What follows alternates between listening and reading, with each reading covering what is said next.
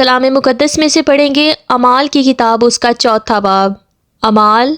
اس کا 4 باب۔ جب وہ لوگوں سے کہہ رہے تھے تو کاہن اور ہیکل کا سردار اور صدوقی ان پر چڑھ آئے۔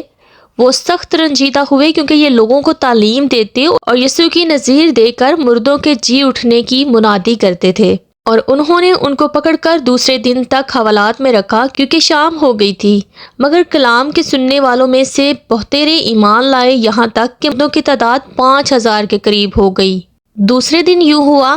کہ ان کے سردار اور بزرگ اور فقیہ اور سردار کاہن حنا اور قیافہ اور یوحنا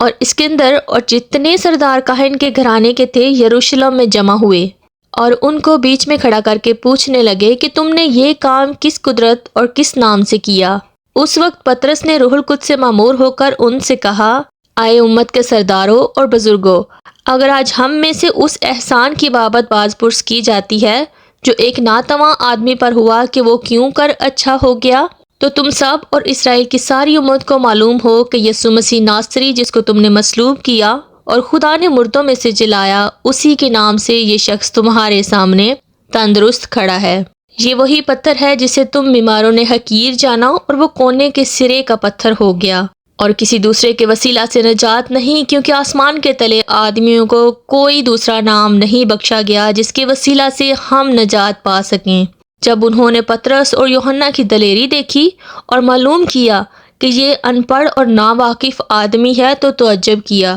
پھر انہیں پہچانا کہ یہ یسوع کے ساتھ رہے ہیں، اور اس آدمی کو جو اچھا ہوا تھا ان کے ساتھ کھڑا دیکھ کر کچھ خلاف نہ کہہ سکے، مگر انہیں صدر عدالت کے باہر جانے کا حکم دے کر آپس میں مشورہ کرنے لگے کہ ہم ان آدمیوں کے ساتھ کیا کریں، کیونکہ یروشلم کے سب رہنے والوں پر روشن ہے کہ ان سے ایک سری معجزہ ظاہر ہوا اور ہم اس کا انکار نہیں کر سکتے، لیکن اس لیے کہ یہ لوگوں میں زیادہ مشہور نہ ہو، ہم انہیں دھمکائیں کہ پھر یہ نام لے کر کسی سے بات نہ کریں۔ پس انہیں بلا کر تاکید کی کہ یسوع کا نام لے کر ہرگز بات نہ کرنا اور نہ تعلیم دینا۔ مگر پطرس اور یوحنا نے جواب میں ان سے کہا کہ تم ہی انصاف کرو، آیا خدا کے نزدیک یہ واجب ہے کہ ہم خدا کی بات سے تمہاری بات زیادہ سنیں؟ کیونکہ ممکن نہیں کہ جو ہم نے دیکھا اور سنا ہے وہ نہ کہیں۔ انہوں نے ان کو اور دھمکا کر چھوڑ دیا، کیونکہ لوگوں کے سبب سے ان کو سزا دینے کا کوئی موقع نہ ملا، اس لیے کہ سب لوگ اس معجزے کے سبب سے خدا کی تمجید کرتے تھے، کیونکہ وہ شخص جس پر یہ شفا دینے کا معجزہ ہوا تھا 40 برس سے زیادہ کا تھا۔ وہ چھوٹ کر اپنے لوگوں کے پاس گئے اور جو کچھ سردار کاہنوں اور بزرگوں نے ان سے کہا تھا بیان کیا۔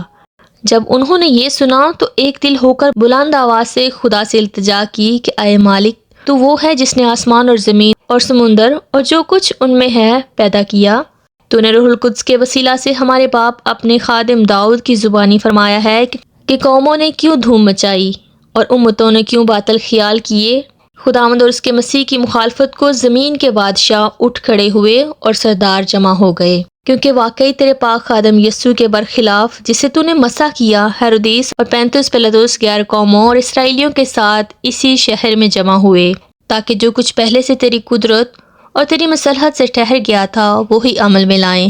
اب اے خداوند ان کی دھمکیوں کو دیکھ اور اپنے بندوں کو یہ توفیق دے کہ وہ تیرا کلام کمال دلیری کے ساتھ سنائیں، اور تو اپنا ہاتھ شفا دینے کو بڑھا اور تیرے پاک خادم یسوع کے نام سے معجزے اور عجیب کام ظہور میں آئیں۔ جب وہ دعا کر چکے تو جس مکان میں جمع تھے وہ ہل گیا، اور وہ سب روح القدس سے بھر گئے اور خدا کا کلام دلیری سے سناتے رہے، اور ایمانداروں کی جماعت ایک دل اور ایک جان تھی، اور کسی نے بھی اپنے مال کو اپنا نہ کہا بلکہ ان کی سب چیزیں مشترک تھیں، اور رسول بڑی قدرت سے خدا یسوع کے جی اٹھنے کی گواہی دیتے رہے، اور ان سب پر بڑا فضل تھا۔ لیکن ان میں کوئی بھی محتاج نہ تھا، اس لیے کہ جو لوگ زمینوں یا گھروں کے مالک تھے ان کو بیچ کر بکی ہوئی چیزوں کی قیمت لاتے اور رسولوں کے پاؤں میں رکھ دیتے تھے، پھر ہر ایک کو اس کی ضرورت کے موافق بانٹ دیا جاتا تھا۔ اور یوسف نام ایک لاوی تھا جس کا لقب رسولوں نے برناباس یعنی نصیحت کا بیٹا رکھا تھا، اور جس کی پیدائش قبرص کی تھی۔ اس کا ایک کھیت تھا جسے اس نے بیچا اور قیمت لا کر رسولوں کے پاؤں میں رکھ دی۔ کلام مقدس کا پڑھا اور سنا جانا ہم سب کے لیے باعث برکت ہو. آمین. God bless you.